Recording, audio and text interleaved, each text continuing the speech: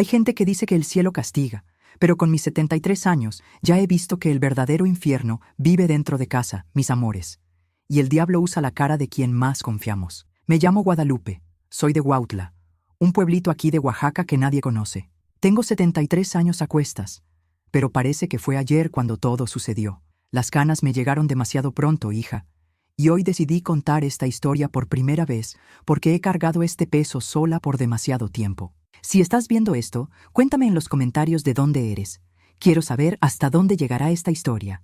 Y si puedes, deja tu like y suscríbete al canal Memorias de las Abuelas, que tiene muchas historias guardadas en este viejo corazón. Ah, y comenta abajo cómo era tu relación con tu padre y tu madre. La mía la descubrirán hoy, y probablemente quedarán impactados. Tenía 15 años cuando mi madre murió. Una mujer tan hermosa, incluso enferma. La tuberculosis en aquella época era sentencia de muerte, especialmente en el interior donde un buen médico era lujo de ricos. Doña Concepción, mi madre, se consumía día tras día, pero nunca perdió la dulzura en su mirada. Ella y yo éramos uña y carne. Mi padre, don Ignacio, trabajaba todo el día en el aserradero, respetado por todos, un hombre de sombrero en la misa del domingo. Nuestra casa era simple: 3 habitaciones de adobe, piso de tierra, fogón de leña que dejaba todo negro de humo en las paredes, solo un cuadro de la Santa Cena y un espejo quebrado que mamá recibió de regalo de boda. Era poco, pero era nuestro rinconcito. Huautla, en aquella época, no se parecía en nada a lo que es hoy. Era un lugarcito olvidado por Dios, donde todos conocían a todos. La iglesia parroquial estaba en el centro y los domingos la plaza se llenaba de gente después de misa. Estaba la cantina de don Joaquín, donde los hombres iban a jugar billar y hablar de la vida ajena. Las mujeres se reunían en las puertas de las casas, bajo los árboles, para hacer tejidos y compartir recetas. Los niños jugaban en la calle hasta el anochecer sin miedo de nada. La escuela quedaba lejos. Yo caminaba casi 1 hora para llegar, muchas veces descalza para no gastar el único par de zapatos que tenía. Aún así, me encantaba estudiar. Mamá siempre decía que yo sería maestra algún día. Mi hija va a salir de esta vida, va a ser alguien, decía con ese brillo de orgullo en los ojos. Hacía todo lo posible para que no faltara a clases, incluso cuando necesitaba ayuda en casa. Guardaba las moneditas que conseguía vendiendo dulce de leche para comprar mis cuadernos. A veces, cuando la tos empeoraba, yo quería quedarme en casa cuidándola, pero ella no me dejaba. El estudio es lo único que nadie puede quitarte, decía. En la época en que enfermó mi madre, no había centro de salud en Huautla. El médico venía de Teotitlán 1 vez al mes. Cuando llegó el diagnóstico de tuberculosis, solo sacudió la cabeza. Recetó unos remedios caros que apenas podíamos comprar y nos dijo que nos preparáramos para lo peor. Mamá escuchaba todo callada, con aquella dignidad que ni la enfermedad logró quitarle. En los últimos meses apenas podía levantarse de la cama. Yo la cuidaba como podía. Le daba las medicinas, preparaba tés de hierbas que doña Carmen, nuestra vecina, me enseñó. Cambiaba las sábanas sudadas. Por las noches, cuando subía la fiebre, me quedaba despierta mojando paños en agua fría para ponerlos en su frente. Mi padre pasaba cada vez más tiempo en el aserradero o en la cantina de Joaquín. No soporto verla así, decía, pero creo que era más fácil huir que enfrentar la situación. Recuerdo como si fuera hoy el día que mamá partió. Llovía tanto que parecía que el cielo lloraba conmigo. El velorio sería en casa, como era costumbre. Los vecinos trajeron café, tamales y esas conversaciones de consuelo que no consuelan a nadie. Las velas alrededor del ataúd simple hacían que las sombras bailaran en las paredes. Era julio, época de la fiesta de la Virgen del Carmen, pero nadie celebró nada en Huautla ese año. Mamá era querida por todos. Siempre tenía un té para ofrecer a quien lo necesitara, una palabra amable incluso cuando la enfermedad la consumía. Aún recibía visitas en la cama, intentando sonreír a pesar del dolor. Yo no me separaba de ella. Sollozaba tanto que doña Carmen me daba agua con azúcar para calmarme. Pobrecita, tan joven y ya sin madre. Era lo que todos decían con esa mirada de lástima que yo odiaba. El padre llegó más tarde, ya casi de noche. El padre Antonio, un hombre viejo y cansado que atendía 5 parroquias diferentes en la región. Rezó un rosario rápido, casi mecánico, como quien ya ha visto demasiada muerte. Después se fue apresurado, diciendo que tenía otro compromiso. El ataúd quedó en la sala, sobre la mesa donde comíamos todos los días. Cubrieron la mesa con un paño blanco, el mejor que teníamos. Las coronas de flores que trajeron los vecinos llenaban la casa de un aroma dulce y empalagoso que hasta hoy, cuando lo siento, me da un apretón en el pecho. Fue cuando mi padre se acercó a mí. No había llorado hasta entonces. Sus ojos, que siempre me parecieron fríos como piedras de río, estaban diferentes ese día. Tenían un brillo extraño que nunca había visto. «Ven acá, hija, necesito mostrarte algo», dijo, tomándome de la mano. Su mano era áspera, callosa, olía a aserrín. No quería alejarme de mamá, pero él insistió. «Es importante», dijo. «Tu madre quería que vieras esto». Me llevó por el pasillo estrecho hasta el cuarto de ellos, aquel cuarto que tenía el aroma de mamá, de las hierbas que guardaba en saquitos bajo la almohada para dormir mejor. El rosario todavía colgaba en la cabecera de la cama matrimonial. El cuarto era pequeño.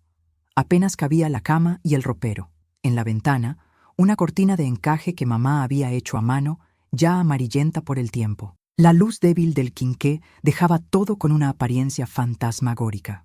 «Don Ignacio, doña Juana está preguntando si puede traer más café», gritó alguien desde la sala. «Dígale que ya voy», respondió mi padre, pero no hizo ademán de salir.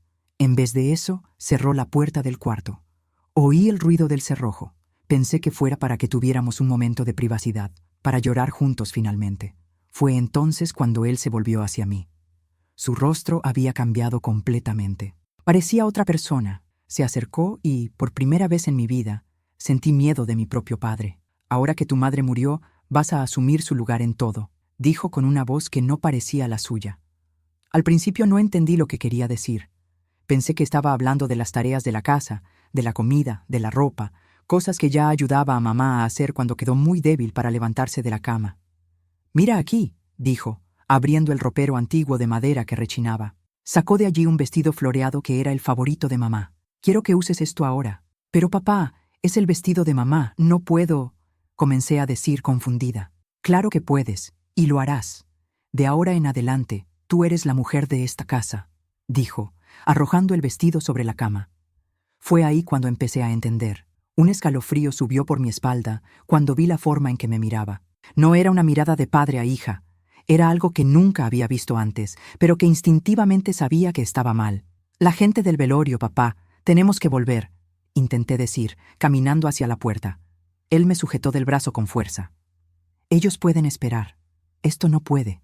Allí, en aquel cuarto donde mi madre había muerto hacía menos de 2 días, con su cuerpo aún en la sala rodeado de velas y oraciones, mi padre destruyó lo que quedaba de mi infancia. Tapó mi boca con su mano callosa cuando intenté gritar, mientras del otro lado de la puerta la gente rezaba el rosario por el alma de mi madre. Afuera, oía las voces apagadas, el llanto contenido de alguna vecina, el ruido de la lluvia en el techo de lámina. Dentro de aquel cuarto, el tiempo se detuvo. Sentí que mi cuerpo se separaba de mí, como si estuviera flotando, mirando aquella escena desde lejos. Era la única forma que encontré para soportar lo que estaba sucediendo. Pensé en mi madre, en cómo siempre me protegía, incluso cuando estaba demasiado débil para levantarse de la cama. Cómo sostenía mi mano cuando tenía miedo de las tormentas. Cómo cantaba para mí antes de dormir, incluso cuando la tos apenas la dejaba respirar. Cuando todo terminó, él simplemente se arregló la ropa como si nada hubiera pasado. «Ahora tú eres la concepción de esta casa, y esto queda solo entre nosotros dos. Si le cuentas a alguien, nadie te creerá. Dirán que es cosa de tu cabeza, que enloqueciste con la muerte de tu madre». Abrió la puerta del cuarto y volvió a la sala para recibir las condolencias de los vecinos por su amada esposa. Y yo me quedé allí, sentada en el suelo, temblando, tratando de entender cómo el mundo podía seguir girando después de aquello. Cuando finalmente logré levantarme, me lavé la cara en la palangana que quedaba en el rincón del cuarto. En el espejo quebrado, vi que algo en mí se había roto también. Los ojos que me devolvían la mirada ya no eran los mismos. Volví al velorio, me senté junto al ataúd de mi madre, y en silencio le hice una promesa. «Mamá, no sé cómo, pero un día saldré de aquí y él pagará por lo que hizo». Nadie notó nada diferente en mí aquella noche. La gente estaba demasiado ocupada con sus propios pensamientos, sus cafecitos y sus conversaciones sobre lo injusta que es la vida. La única que parecía mirarme diferente era doña Carmen, que frunció el ceño cuando pasé junto a ella. Más tarde entendería que aquella mujer sería la única en sospechar que algo terrible había ocurrido en aquella casa. Afuera, la lluvia seguía cayendo. aquella llovizna fina y constante que parece que nunca va a parar. En Huautla, cuando llovía así, el pueblo quedaba aislado. Los caminos de tierra se volvían lodazales, nadie entraba o salía. Me sentí como el pueblo, aislada, sin salida, hundiéndome en el lodo. La noche fue larga. La gente se fue marchando una a una, diciendo que volverían al día siguiente para el entierro. Algunas mujeres se ofrecieron para quedarse conmigo, hacerme compañía, pero mi padre dijo que no era necesario, que nosotros dos necesitábamos ese tiempo juntos para despedirnos de mamá. Me aterroricé ante la idea de quedarme a solas con él otra vez, pero no tuve el valor de decir nada. ¿Quién me creería? Don Ignacio era un hombre respetado en el pueblo, trabajador, que nunca faltaba a misa los domingos, que nunca fue visto borracho o buscando problemas. Pasé la noche junto al ataúd de mi madre, rezando en voz baja. No a Dios, que parecía haberme abandonado, sino a ella, pidiéndole que desde donde estuviera me diera fuerzas. Mientras tanto, mi padre dormía en el cuarto, o al menos fingía dormir. Cuando amaneció y llevaron el cuerpo de mi madre al cementerio, sentí como si estuvieran enterrando una parte de mí también. La lluvia había parado, pero dentro de mí la tormenta apenas comenzaba. El cementerio de Huautla quedaba en un cerro lejos del pueblo. Era un lugar sencillo con cruces de madera y algunas lápidas de quienes tenían más dinero. La tierra roja, mojada por la lluvia, manchaba los zapatos de todos aquel día. Mientras echaban tierra sobre el ataúd de madera barata, yo ya no lloraba. Las lágrimas se habían secado. En su lugar, algo frío y duro crecía dentro de mi pecho, algo que me ayudaría a sobrevivir a los años que vendrían. Poco sabía yo que aquel día era solo el comienzo de mi infierno particular, un infierno que duraría años hasta que encontrara una salida. Pero eso, mis queridos, es historia para otro momento. Miren, ni me di cuenta que ya hablé tanto. El tiempo pasa cuando una desahoga, ¿verdad? No sé si me están acompañando hasta aquí, pero si lo están, comenten abajo, fuerza doña Guadalupe, para que sepa que no estoy sola en esto. También comenten qué les pareció esta historia de mi Huautla de antaño. El pueblo ha crecido mucho ahora, es muy diferente a como era antes. No olviden darle like al video y suscribirse al canal Memorias de las Abuelas. Eso ayuda mucho a esta abuelita a seguir contando estas historias que quedaron guardadas por tanto tiempo. A veces desahogarse es el mejor remedio para el alma. Y ustedes, mis nietecitos virtuales, son el mejor remedio que esta abuela podría tener. Después del entierro de mi madre, volvimos a casa. Esa casa que nunca más sería la misma. El olor a velas quemadas aún estaba en el aire, junto con el perfume barato que las vecinas usaban. Había una taza de café a medio terminar sobre la mesa, olvidada por alguien, y el silencio. Un silencio que pesaba como plomo. Don Ignacio, mi padre, ni me miró cuando llegamos. Fue directo al cuarto. Tomó la botella de tequila que escondía debajo de la cama y se sentó en la silla mecedora del portal. Me sentí aliviada. Al menos aquella noche me dejaría en paz. Me equivoqué. Era solo la calma antes de la tormenta. Al día siguiente comenzó lo que sería mi nueva rutina. Me desperté con él de pie junto a mi petate donde yo dormía. «Levántate, Concepción, hay café que hacer». Confundida, lo miré. «Papá, soy yo, Guadalupe». La bofetada llegó rápida, ardiente. «Sé quién eres, pero ahora eres la mujer de esta casa, y el nombre de la mujer de esta casa es Concepción». Comprendí entonces que no había sido una pesadilla, un delirio de duelo. Era real, tan real como la marca roja que quedó en mi rostro. A partir de aquel día, comenzó a llamarme por el nombre de mi madre. Concepción para acá, Concepción para allá. Al principio lo corregía, después desistí. Era menos doloroso aceptarlo que recibir otra bofetada. Los días en Huautla seguían su ritmo normal. La campana de la iglesia sonaba a las 6, al mediodía y a las 6 de la tarde. Los hombres iban al trabajo, las mujeres cuidaban la casa, los niños jugaban. Nadie sabía que dentro de nuestra casa de adobe vivía una prisionera. Las ropas de mi madre fueron poco a poco reemplazando las mías. Primero fue el delantal que me obligó a usar, después los vestidos. Él quemó mis ropas de niña en el fogón mientras yo miraba sin poder hacer nada. «Ya no necesitas esto, ahora usas lo que yo te mande», dijo. Lloré mucho aquella noche, escondida bajo la cobija delgada, mordiendo la almohada para que él no me oyera. No eran solo ropas las que estaban quemando. Era mi identidad, mi infancia, mi vida. El vestido floreado de ella me quedaba grande. Yo, que aún tenía cuerpo de niña, pero él me obligó a rellenar el pecho con algodón para parecer más como ella. Me hacía trenzas en el cabello del mismo modo que ella las usaba. Me obligaba a usar el único lápiz labial que ella tenía, ya a medio usar, guardado como un tesoro en una cajita. Frente a los demás, él mantenía la farsa del padre cuidadoso. La niña extraña a su madre. Quiere usar sus cosas como recuerdo, decía cuando alguien se extrañaba. Y la gente lo creía, porque era más fácil creer eso que la verdad. Tuve que abandonar la escuela. Mujer mía no necesita estudios, decía. Sentí como si me hubieran arrancado el último pedazo de esperanza que me quedaba. La escuela era mi único contacto con el mundo exterior, mi única oportunidad de algún día salir de aquella casa. La maestra, doña Cecilia, hasta vino a buscarme. Era una mujer alta, delgada, con anteojos redondos que la hacían parecer un búho. Llamó a nuestra puerta una tarde de domingo. «Buenas tardes, don Ignacio. Vine a saber por qué Guadalupe ya no está asistiendo a clases. Es una alumna tan dedicada». Mi padre, frente a los demás, era la imagen de la cordialidad. Sonrisa en el rostro, voz suave. «Pues verá, doña Cecilia, después de que mi Concepción partió, la niña tiene que cuidar la casa. Ya con esa edad es hora de que aprenda los quehaceres de mujer. El estudio no llena la barriga». Doña Cecilia insistió un poco. Habló de la importancia del estudio. Dijo que yo tenía futuro. Hasta ofreció venir a darme clases después del horario normal. Pero mi padre fue inflexible. «Agradezco su preocupación, pero aquí en casa quien decide soy yo, y ya decidí que ella no va a seguir estudiando». Vi en los ojos de la maestra una mezcla de frustración y lástima.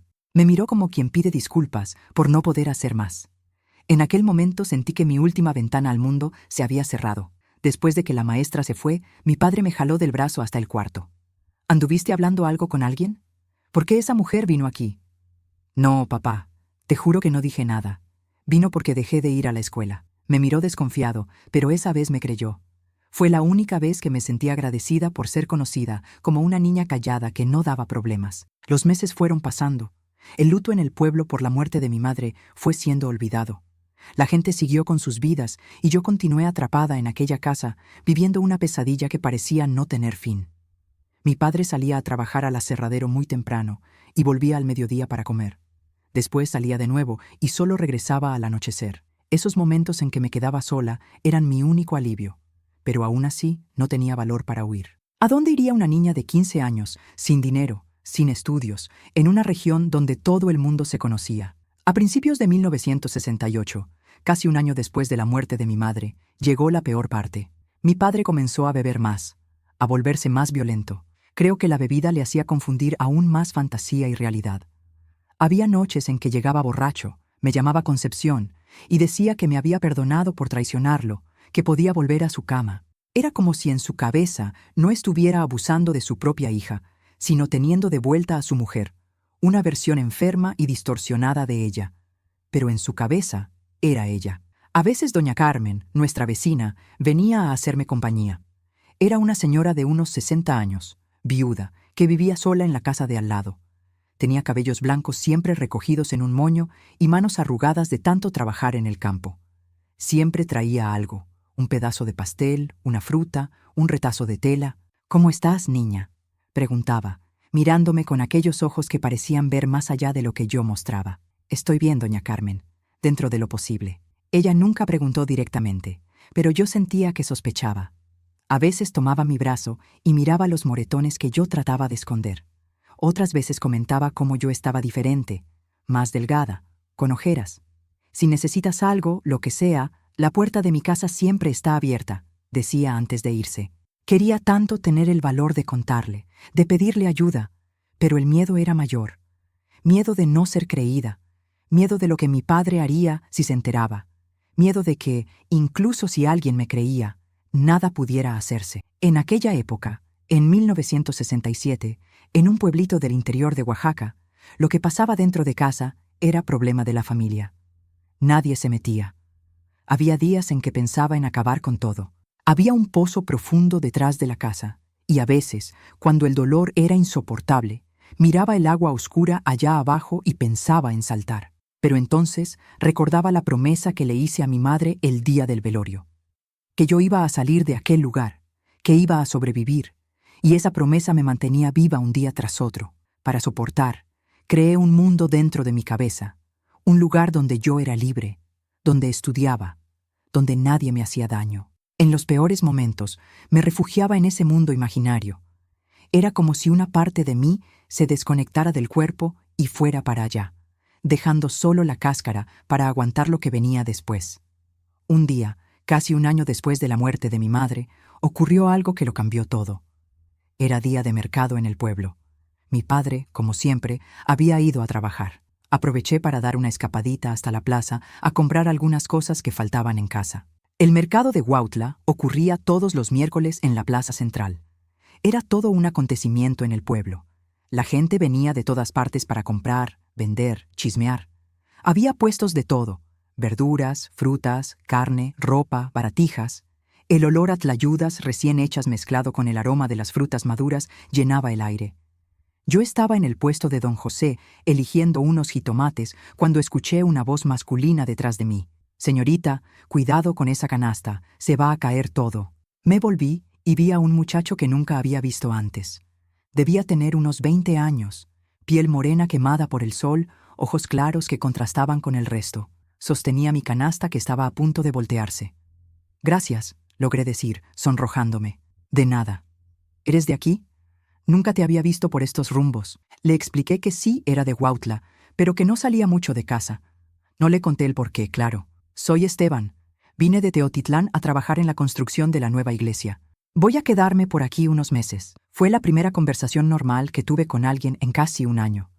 La primera vez que alguien me miró como Guadalupe, no como la hija de don Ignacio que perdió a su madre, ni como la sustituta de Concepción. Conversamos unos minutos. Él me ayudó a cargar las compras hasta la esquina.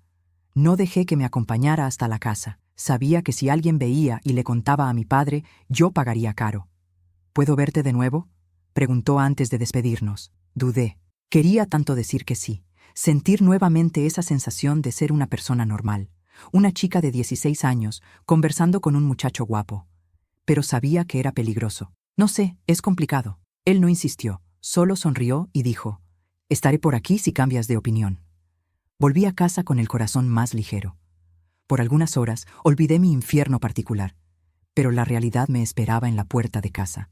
Mi padre había vuelto más temprano, estaba sentado en el portal, el rostro rojo de rabia, una botella de tequila a medio terminar a su lado. «¿Dónde estabas?», preguntó, la voz cargada de amenaza. «Fui al mercado, papá, a comprar unas cosas que hacían falta». Mostré la canasta como prueba. Se levantó, tambaleándose un poco por la bebida. «¿Y quién te dio permiso para salir? ¿Quién te dio permiso para hablar con ese hombre?». Mi sangre se heló. Alguien me había visto con Esteban y se lo había contado a mi padre. En un lugar pequeño como Huautla era imposible guardar secretos. «No fue nada, papá. Él solo me ayudó con las compras. Ni lo conozco». Fue como echar gasolina al fuego. Él avanzó hacia mí, derribando la canasta. Las frutas, los tomates, todo rodó por el suelo de tierra. «Maldita descarada, igual que tu madre. ¿Crees que no sé que me traicionaba?». Nunca había visto a mi padre tan fuera de sí. Los ojos inyectados, la boca espumando de rabia. Traté de correr, pero me alcanzó por el cabello. Me arrastró hacia dentro de la casa mientras yo gritaba pidiendo ayuda. Nadie vino. Nadie nunca venía. Aquella noche pensé que iba a morir. Me golpeó con el cinturón hasta que ya no pude sentir dolor. Después me encerró en el cuartito de atrás donde guardábamos leña y herramientas. Me quedé allí 2 días sin comida, sin agua, en la oscuridad. Lo oía caminar por la casa, bebiendo, rompiendo cosas. En algún momento perdí el conocimiento. Cuando desperté, estaba en mi petate. Alguien había limpiado mis heridas, me había dado agua. Por un momento pensé que había soñado con todo aquello, pero el dolor en el cuerpo me recordó que era real.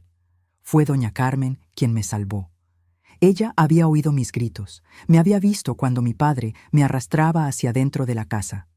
Cuando él salió para ir a trabajar al día siguiente, ella entró por la ventana de atrás y me sacó de aquel cuartito. «Niña, esto no puede continuar», dijo mientras pasaba un paño húmedo por mi rostro hinchado. «Tienes que salir de aquí». Por primera vez, le conté todo, todo, desde el día del velorio de mi madre hasta aquel momento. Las palabras salían como un río represado que finalmente encuentra una grieta en la represa. Doña Carmen lloró conmigo, me abrazó como mi madre lo hacía, y entonces me hizo una promesa. «Te voy a ayudar a salir de aquí. No sé cómo todavía, pero lo haré. Solo dame tiempo para pensar en un plan». En aquel momento Sentí algo que no sentía desde hacía mucho tiempo.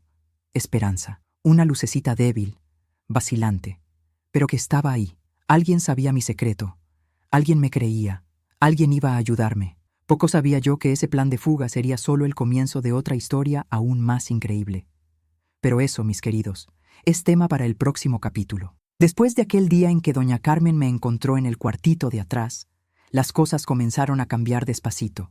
No de golpe, no como en las telenovelas que vemos hoy en día, donde todo se resuelve en un abrir y cerrar de ojos. Fue lento, doloroso, pero cambió. Doña Carmen comenzó a venir más seguido a nuestra casa, siempre con una excusa en la punta de la lengua. Vine a traer un dulce que hice. Necesitaba una taza de azúcar. Pasé a ver cómo están. Mi padre desconfiaba, claro. Aquellos ojos suyos nunca dejaban de vigilarme, pero no podía hacer nada frente a doña Carmen. Ella era respetada en el pueblo, viuda de un hombre que fue síndico municipal. Hasta mi padre, con toda su maldad, sabía que necesitaba mantener las apariencias. En las semanas que siguieron, ella me enseñó un código. Si yo necesitaba de ella con urgencia, era solo extender una sábana blanca en el tendedero detrás de la casa. Desde su casa se podía ver. Nunca necesité usar esa señal, pero solo de saber que tenía esa posibilidad ya me daba algún consuelo. Una mañana, ella llegó con una cesta llena de hierbas. Le dijo a mi padre que eran remedios caseros para ayudar a curar mis caídas. Era así como ella explicaba mis moretones frente a él. Mi padre solo gruñó algo y salió al portal a fumar su cigarro. Cuando nos quedamos solas, ella me entregó algo escondido entre las hierbas. Era una estampita de la Virgen de Guadalupe doblada por la mitad. Dentro había un pedacito de papel con 2 palabras escritas. Ten fe. Guardé aquel papel como un tesoro. Por la noche, cuando mi padre dormía, lo sacaba escondido y me quedaba mirándolo. 2 palabras tan simples, pero que en aquel momento eran todo lo que tenía. Mientras tanto, Esteban, el muchacho del mercado, pasó a formar parte de mis pensamientos diarios. Nunca más había hablado con él, claro. Después de la paliza que recibí, ni me acercaba a la ventana cuando mi padre estaba en casa. Pero a veces, cuando él salía a trabajar, me permitía mirar por la rendija de la cortina, imaginando cómo sería una vida normal, una vida donde pudiera conversar con un muchacho sin miedo, pasear por la plaza, ir a la escuela. Fue en uno de esos momentos, mirando por la ventana, que vi a Esteban pasar por nuestra calle. El corazón casi se me salió por la boca. Él no me vio, estaba conversando con otro hombre, cargando madera. Debía ser para la construcción de la nueva iglesia. Me quedé allí escondida, solo observándolo, hasta que desapareció en la curva. Aquella noche soñé con él, un sueño bonito, de esos que uno no quiere despertar. Estábamos sentados a la orilla del río que cruza Huautla, conversando, riendo. Yo usaba un vestido azul, mío, no de mi madre, y tenía flores en el cabello. En el sueño, yo era libre. Desperté con el ruido de mi padre llegando borracho. Había salido después de la cena, cosa rara. Normalmente se quedaba en casa vigilándome. Pero aquella noche había ido a la cantina y volvió cargando el olor a tequila y cigarro. Me quedé quietecita en mi petate, fingiendo que dormía, rezando para que no viniera a buscarme. Dios debe haber oído mis plegarias aquella noche, porque él fue directo a la cama y pronto estaba roncando. Suspiré de alivio y volví a soñar con Esteban. A finales de marzo de 1968 llegó el tiempo de la Cuaresma en Huautla. En esa época, todo el pueblo se preparaba para la Semana Santa. Las mujeres limpiaban la iglesia, los hombres montaban el anda para el santo entierro, los niños ensayaban para la procesión. Era una de las pocas veces al año que el pueblo recibía visitantes de fuera, que venían a ver las celebraciones. Mi padre, siempre preocupado por las apariencias, me dejaba ir a la iglesia durante la Cuaresma. Era la única época del año que podía salir de casa sin él, siempre que fuera directo a la iglesia y volviera enseguida después. Es pecado impedir que alguien vaya a la casa de Dios, decía el padre Antonio, y ni mi padre se atrevía a contradecir al padre. Una tarde de miércoles estaba volviendo de la iglesia cuando vi a Esteban de nuevo. Estaba sentado en una banca de la plaza, solo. Cuando me vio, sonrió y saludó con la mano. Miré alrededor, nerviosa. No había nadie conocido cerca. Tal vez podría hablar con él, solo un minutito. «Hola», dijo cuando me acerqué. «Pensé que nunca más te vería». «No puedo quedarme», respondí, todavía mirando alrededor. «Si mi padre se entera que hablé contigo, ¿qué te hizo la última vez? Todo el pueblo comentó que desapareciste por días. Bajé los ojos, avergonzada. Nada, solo estuve enferma. Esteban no insistió, pero vi en sus ojos que no me había creído. Mira, no sé qué pasa en tu casa, pero si necesitas ayuda, estoy aquí. En aquel momento, algo dentro de mí quería contarle todo, abrir mi corazón, pedir socorro, pero el miedo seguía siendo mayor. Tengo que irme, fue todo lo que logré decir. Él asintió, respetando mi tiempo. Estaré en la iglesia el domingo, si puedes venir. El domingo siguiente, reuní valor y fui a misa. Mi padre fue conmigo, claro, nunca me dejaría ir sola un domingo normal. Pero al menos vería a Esteban de nuevo, aunque fuera de lejos. La iglesia estaba llena, todos con sus mejores ropas, las mujeres con rebozo en la cabeza, los hombres con sombrero en la mano. Busqué a Esteban con los ojos, pero no lo vi en ninguna parte. Mi corazón se hundió de decepción. Cuando la misa terminó y la gente comenzó a salir, sentí que alguien me tocaba suavemente en el hombro. Era doña Carmen. «Ven a tomar un café a mi casa después», dijo, lo suficientemente alto para que mi padre oyera. Hice un pan de elote que quedó delicioso. Antes de que pudiera responder, mi padre intervino. «Ella tiene cosas que hacer en casa, doña Carmen». Astuta como solo ella, ya estaba preparada. «Pero es rapidito, don Ignacio, y después yo misma la llevo a casa. Usted puede ir adelantándose y descansar un poco. El domingo es día de descanso, ¿no es cierto?» Mi padre dudó. Ir contra doña Carmen frente a toda la iglesia sería mal visto. Y él estaba cansado de la semana de trabajo, seguramente queriendo tomar su tequila en paz. «Está bien, pero no tardes», dijo al fin, lanzándome una mirada que dejaba claro las consecuencias si yo no obedecía. Cuando llegamos a casa de doña Carmen, entendí por qué ella había insistido tanto. Esteban estaba allí, sentado en la mesa de la cocina tomando café. «Ya se conocen, ¿verdad?», dijo doña Carmen, cerrando la puerta tras nosotros. «Tenemos poco tiempo, así que vamos directo al asunto». Aquella tarde, los tres conversamos por casi una hora. Doña Carmen le contó a Esteban todo lo que pasaba en nuestra casa. Yo, demasiado avergonzada para hablar, solo asentía con la cabeza. Esteban escuchaba todo en silencio, el rostro volviéndose cada vez más serio. «Tenemos que sacarte de aquí», dijo cuando doña Carmen terminó. «Esto no es vida para nadie, mucho menos para una muchacha de tu edad». «¿Pero cómo?», pregunté, la voz casi desapareciendo. «¿A dónde iría? No tengo a nadie, no tengo dinero». Fue entonces que doña Carmen reveló su plan. Ella tenía una hermana en la Ciudad de México, doña Teresa, que podría acogerme hasta que me estableciera. El problema era cómo salir de Huautla sin que mi padre lo descubriera y viniera tras de mí. «Tengo una idea», dijo Esteban después de pensar un poco. «Pero va a exigir paciencia. No podemos actuar de inmediato. Sería muy arriesgado». La idea era simple, pero ingeniosa. Esteban necesitaba a alguien para lavar la ropa de los trabajadores de la obra de la iglesia. Él me ofrecería ese trabajo con el permiso de mi padre. Con el tiempo, mi padre se acostumbraría a las visitas regulares de Esteban para traer y llevar la ropa. Mientras tanto, iríamos juntando dinero y planeando mi fuga. «¿Qué te parece?», me preguntó Esteban. Pensé por algunos instantes. Era arriesgado. Si mi padre descubría, yo pagaría un precio terrible. Pero, ¿cuál era la alternativa? ¿Continuar en aquella vida hasta cuándo? ¿Hasta que él me matara en una de sus explosiones de rabia? ¿O hasta que yo perdiera completamente la cordura? «Vamos a intentarlo», respondí, sintiendo el corazón latir fuerte en el pecho. Aquel día volví a casa con una sensación extraña en el pecho. Era miedo, sí, mucho miedo, pero también era otra cosa, algo que apenas recordaba cómo era: esperanza. Al día siguiente, Esteban apareció en casa. Llamó a la puerta, formal, respetuoso. Mi padre atendió, desconfiado como siempre. «Buenos días, don Ignacio. Mi nombre es Esteban, trabajo en la obra de la iglesia nueva. Vine a hablar con usted porque necesitamos a alguien para lavar la ropa de los trabajadores». Doña Carmen dijo que su hija podría estar interesada en el trabajo. Mi padre me miró, después miró a Esteban. Pude ver los engranajes girando en su cabeza. Por un lado, no le gustaba la idea de otro hombre teniendo contacto conmigo, aunque fuera solo para traer y llevar ropa. Por otro, el dinero extra sería bienvenido.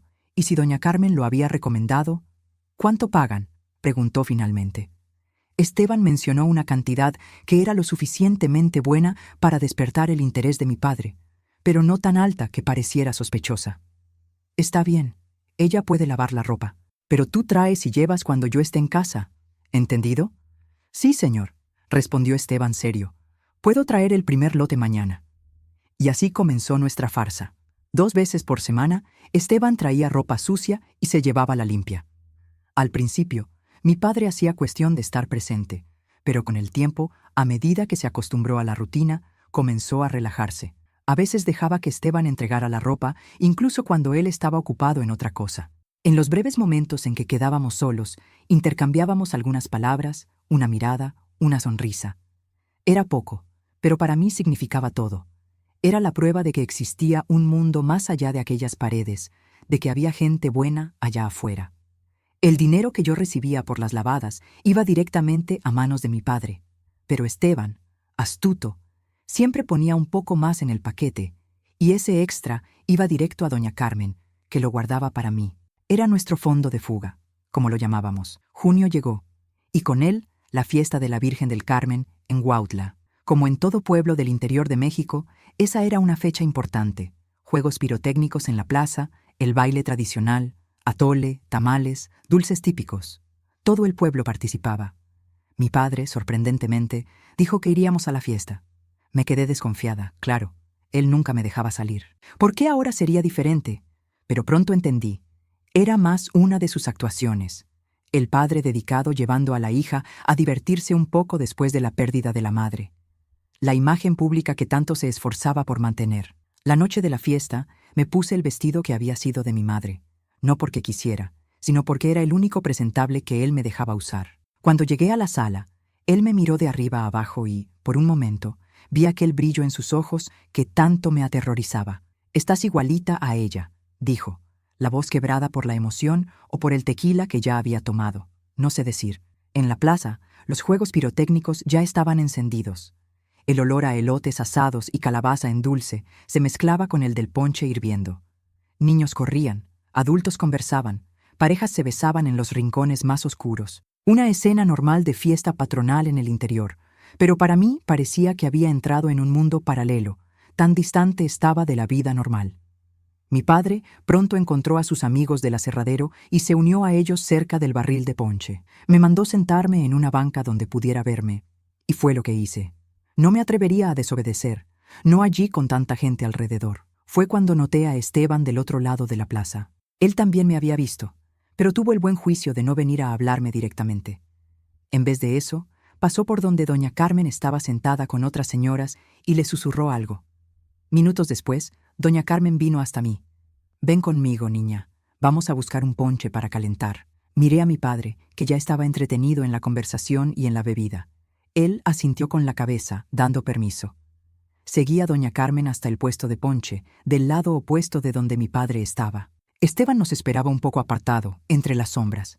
«Todo listo», dijo en cuanto nos acercamos. «El autobús para la Ciudad de México sale el próximo martes a las 4 de la mañana. Te recojo a las 3, cuando tu padre esté dormido». Mi corazón se disparó. Martes.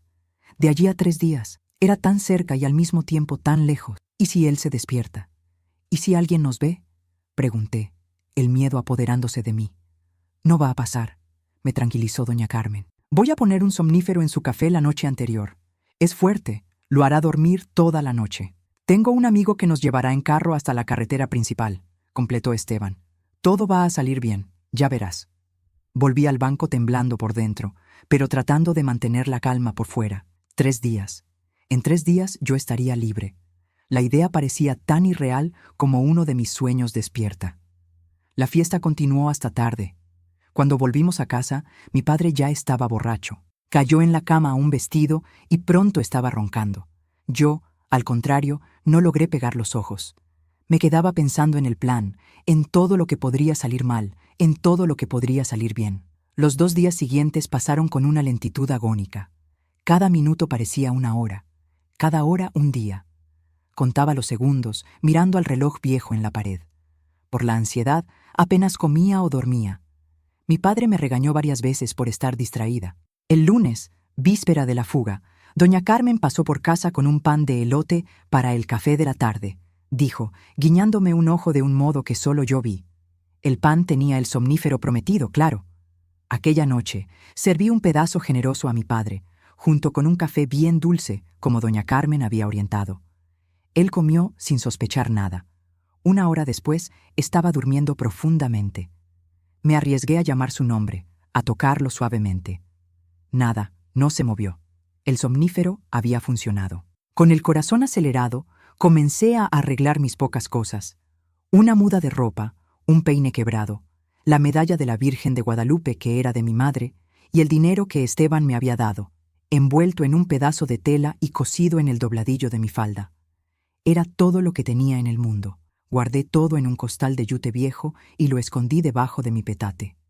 El corazón me latía tan fuerte que pensé que mi padre podría oírlo desde el otro cuarto. Ahora solo quedaba esperar. Sentada en la estera, mirando fijamente al reloj viejo en la pared, cada tic-tac era como un martillo en mi pecho. Faltaban pocas horas para la libertad, o para el mayor error de mi vida.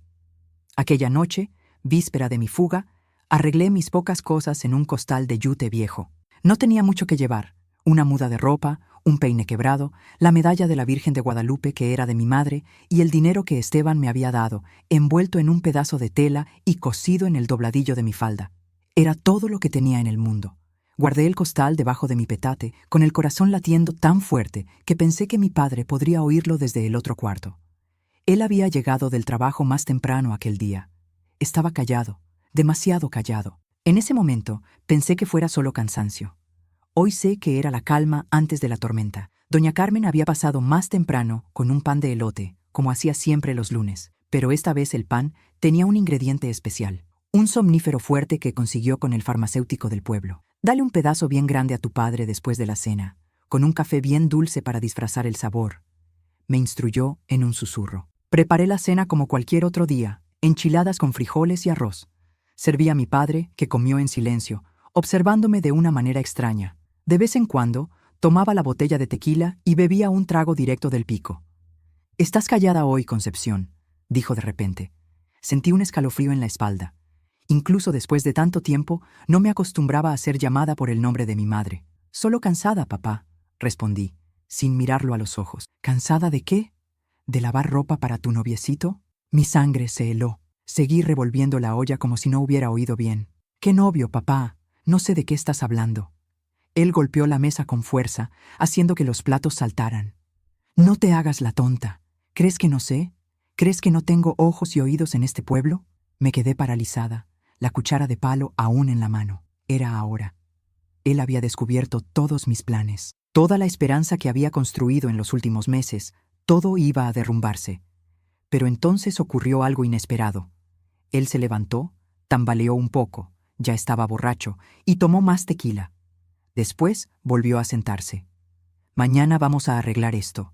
Mañana voy a mostrarle a ese muchacho quién manda en mi casa. Mañana».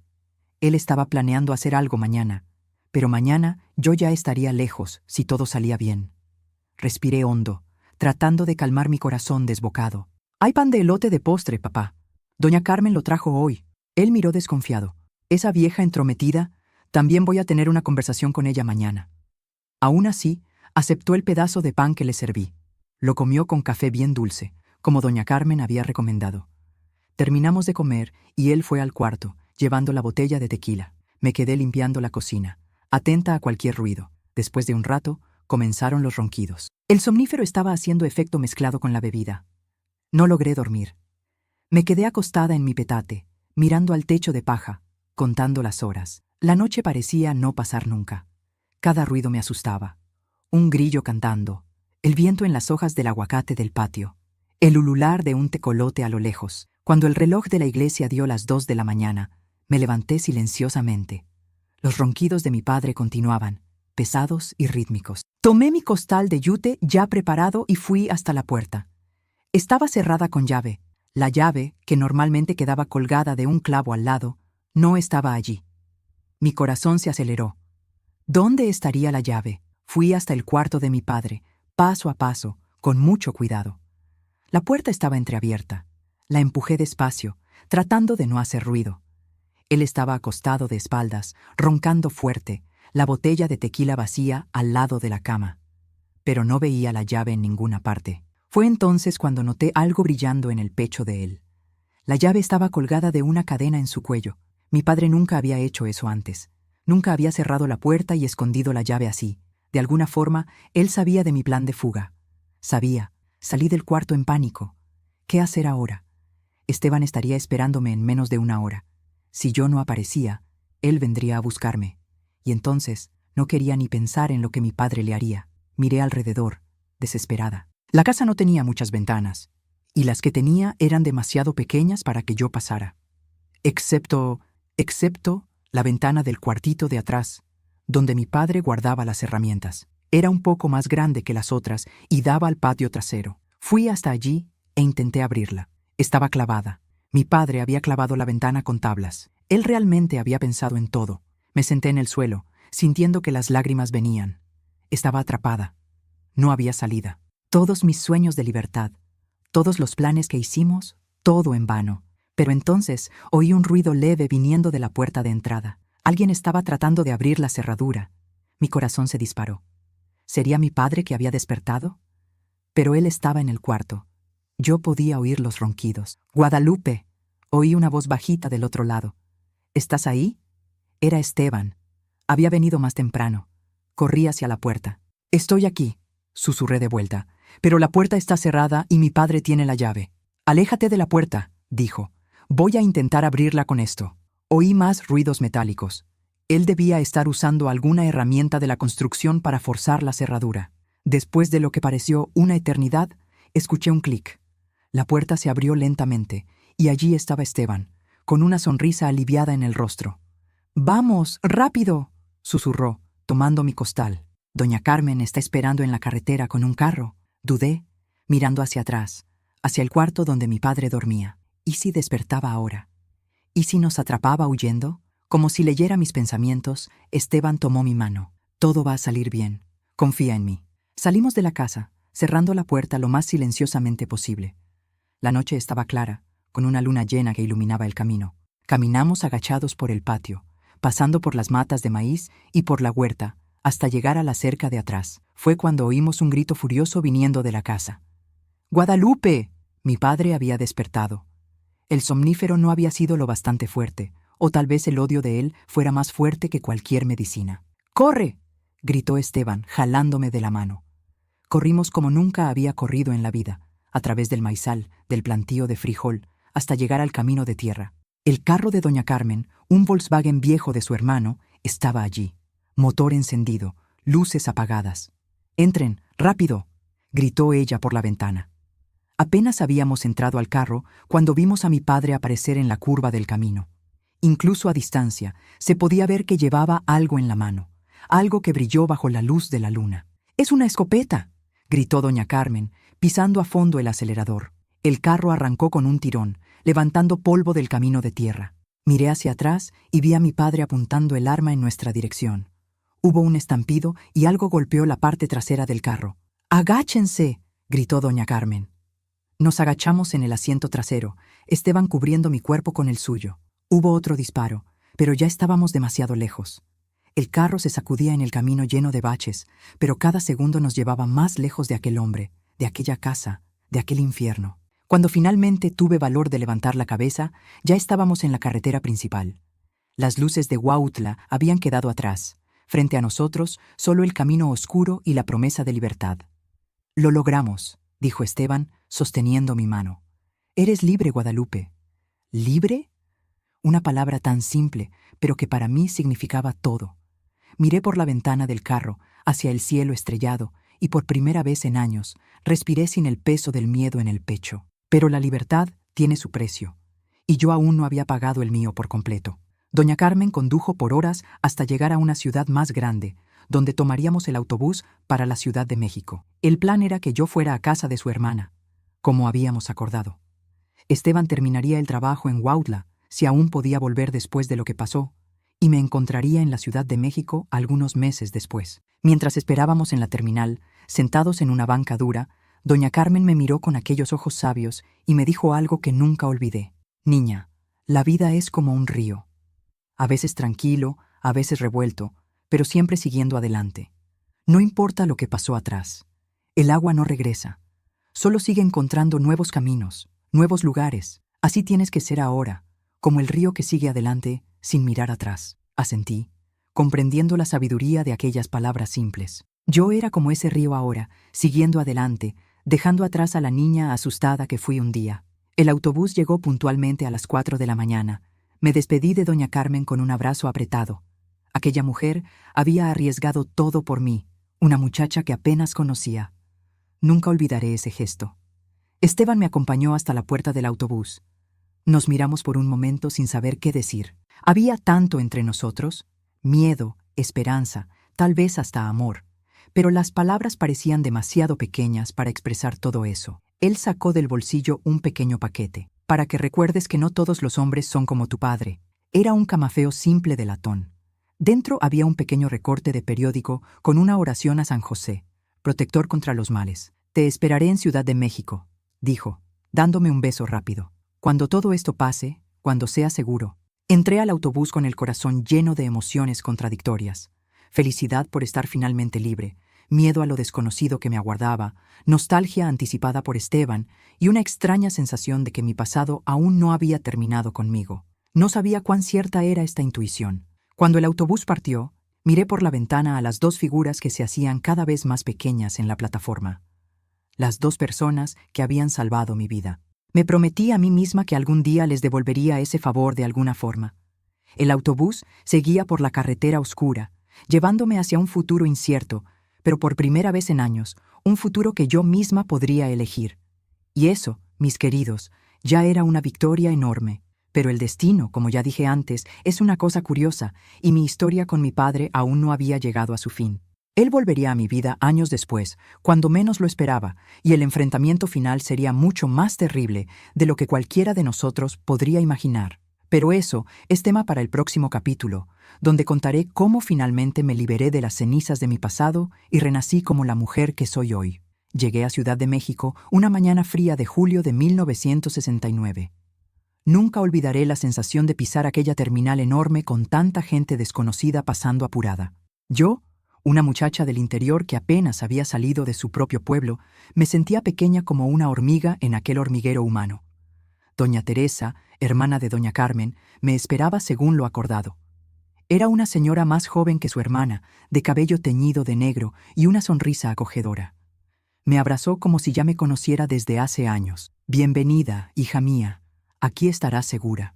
El apartamento de ella era pequeño, en un edificio antiguo en el centro de la ciudad. Nada lujoso, pero para mí parecía un palacio. Tenía agua entubada, luz eléctrica, una estufa de gas. Cosas que en Huautla eran lujo de gente rica. En los primeros días apenas salía del cuarto. El ruido de la ciudad grande me asustaba. Los claxons, las sirenas, el constante movimiento de personas en la calle. Y el miedo de que de alguna forma mi padre descubriera dónde estaba y viniera a buscarme. Doña Teresa respetó mi tiempo. Me dejaba tranquila cuando lo necesitaba, pero también me animaba a dar pequeños pasos. Hoy vamos hasta la panadería de la esquina, decía. Al día siguiente era el mercado, después la tienda más lejana. Poco a poco fui conociendo el barrio, la ciudad, la vida. La ciudad pulsaba de un modo diferente en aquella época.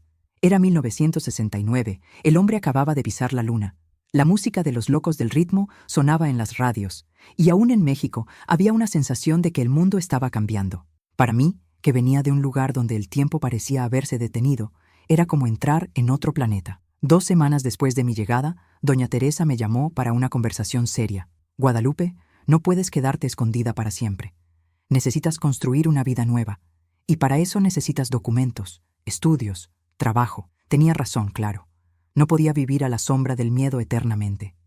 Y así comenzó mi nueva vida. Primero, los documentos. Mi acta de nacimiento se había quedado en casa de mi padre, pero doña Teresa conocía gente en el gobierno de la Ciudad de México. Con algunas historias bien contadas y algunos favores cobrados, conseguí una segunda copia. Con eso pude sacar mi credencial de elector, matricularme en la escuela nocturna. Empecé a trabajar como doméstica en casa de una familia rica de la colonia Condesa. La patrona, doña Luisa, era exigente pero justa. El sueldo no era mucho, pero daba para pagar un cuartito que alquilé cerca de la casa de doña Teresa, y aún enviar un poco a doña Carmen como agradecimiento por todo lo que hizo por mí. De día trabajaba, de noche estudiaba. No era fácil, pero cada página de libro que volteaba, cada materia que aprendía, era como un ladrillo en el muro que construía entre mi pasado y yo. ¿Y Esteban? Ah, mis queridos, la vida no siempre sigue el guión que planeamos. Recibí 2 cartas suyas enviadas a la dirección de doña Teresa. En la primera contaba que había vuelto a Huautla después de nuestra fuga. Mi padre había ido tras él, borracho, con la escopeta, pero los otros trabajadores de la obra impidieron una tragedia. El padre del pueblo, padre Antonio, supo de toda la historia y llamó a la policía de Teotitlán. Mi padre fue detenido algunos días, pero pronto lo soltaron. En aquella época, problemas de familia raramente resultaban en algo. Esteban decía que terminaría el trabajo en la iglesia en algunos meses, y entonces vendría a encontrarme en Ciudad de México, como habíamos acordado. La carta terminaba con palabras de cariño, de nostalgia, de planes para el futuro. La segunda carta llegó 3 meses después. En ella, Esteban decía que el trabajo en la iglesia estaba casi terminando, pero que necesitaba pasar por Teotitlán antes de venir a Ciudad de México. Su madre estaba enferma, necesitaba verla. Prometía venir enseguida después. Esa fue la última noticia que tuve de él. Los meses pasaron. Después de 1 año, Esteban nunca apareció. No recibí más cartas ni recados. Por un tiempo estuve desesperada, imaginando 1000 cosas. ¿Sería que mi padre le había hecho algo? ¿Habría sufrido un accidente en la carretera? ¿O simplemente había seguido con su vida, olvidándose de mí?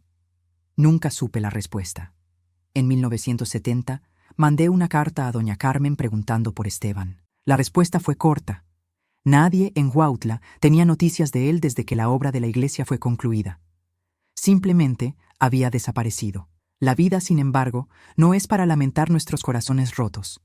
Seguí trabajando, estudiando, viviendo. Terminé la primaria en la escuela nocturna, después la secundaria. A los 20 años ya no era empleada doméstica. Había conseguido un empleo como dependienta en una tienda de telas en el centro de la ciudad. Pagaba mejor y el trabajo era menos pesado. Ciudad de México crecía a ojos vistos en aquella época. Nuevos edificios brotaban como hongos después de la lluvia. El asfalto sustituía las calles de tierra. Carros, cada vez más carros. La ciudad se expandía y yo me expandía con ella. Ya no era la muchacha asustada de Huautla.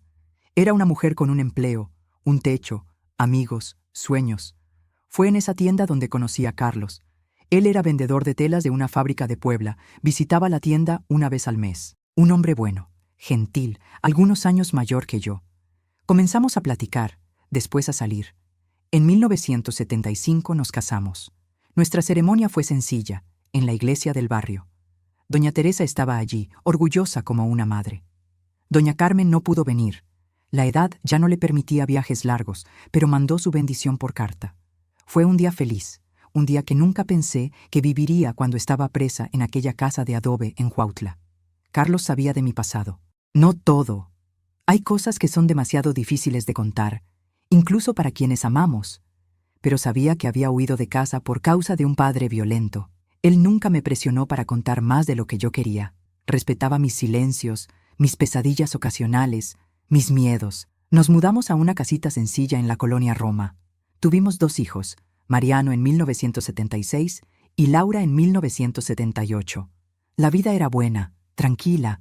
A veces casi me olvidaba de mi pasado en Huautla. Casi, porque el miedo nunca se fue por completo. Siempre que veía a un hombre que me recordaba a mi padre, mi corazón se aceleraba.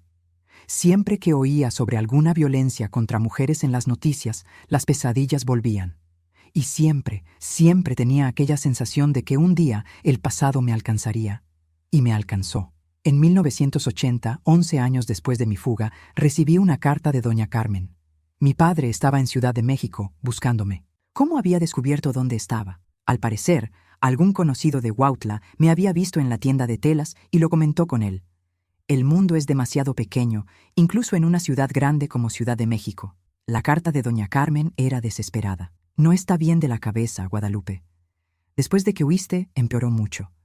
Bebe todo el tiempo, habla solo, tiene ataques de rabia. Juró que te encontraría y te llevaría de vuelta, aunque fuera a la fuerza. Ten cuidado. Mostré la carta a Carlos. Él quería ir a la policía, pero yo sabía que no serviría de nada. ¿Qué diría? ¿Que tenía miedo de mi padre por cosas que ocurrieron hace más de 1 década? ¿Sin pruebas? ¿Sin testigos? Nadie creería. Durante semanas viví en estado de alerta constante. Ya no iba a trabajar en la tienda. Carlos insistió en que me quedara en casa con los niños. Cerraba todas las puertas, las ventanas. Me sobresaltaba con cada ruido extraño. Volví a tener pesadillas todas las noches, hasta que un domingo por la mañana sonó el timbre. Carlos había ido al mercado con los niños. Yo estaba sola. Miré por la ventana y mi sangre se heló. Era él, mi padre.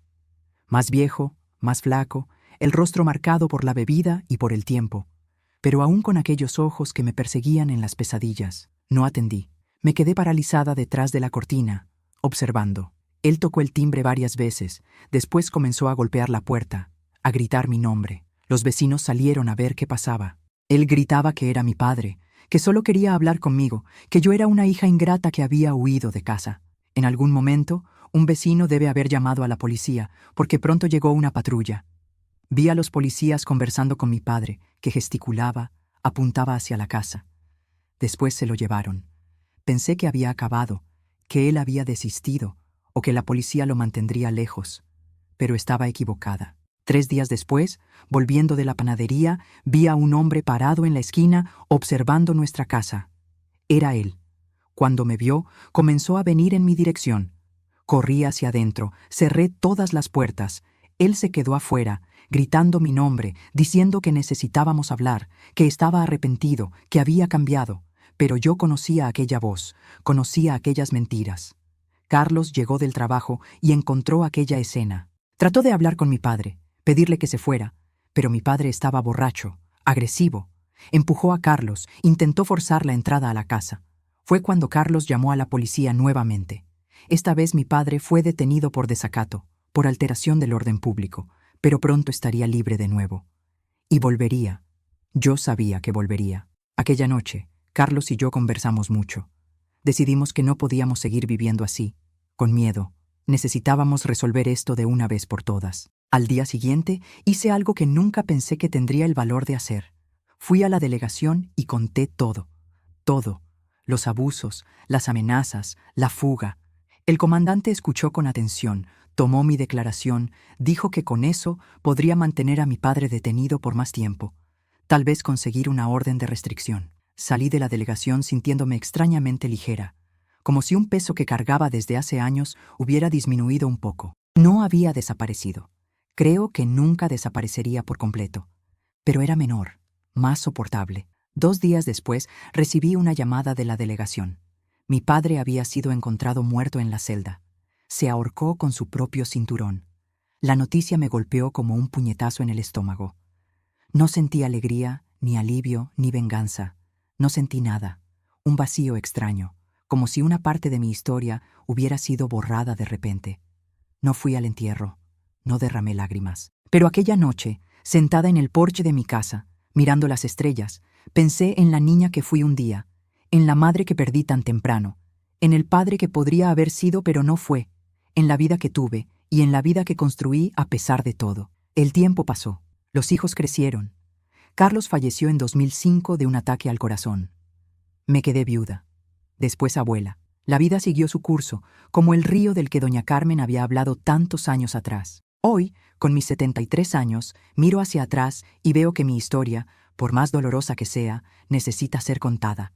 No por mí, sino por todas las niñas y mujeres que aún viven sus propios infiernos particulares, para que sepan que es posible sobrevivir, recomenzar, encontrar paz. Nunca más volví a Huautla. Supe por cartas de doña Carmen, hasta que ella falleció en 1990, que el pueblo había crecido, cambiado. La iglesia que Esteban ayudó a construir todavía está allí, decían. A veces me sorprendo imaginando si él volvió algún día, si me buscó, si siguió su vida en otro lugar. ¿Y qué pasó con Esteban? Nunca lo supe con certeza. Algunos años atrás, mi hija Laura, curiosa sobre mi pasado, hizo algunas investigaciones en Internet.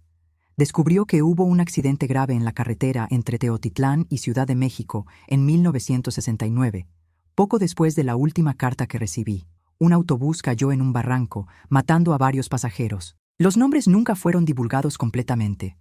Tal vez Esteban estuviera entre ellos, tal vez no. Es un misterio más que el tiempo se llevó. Mis queridos, esta fue mi historia.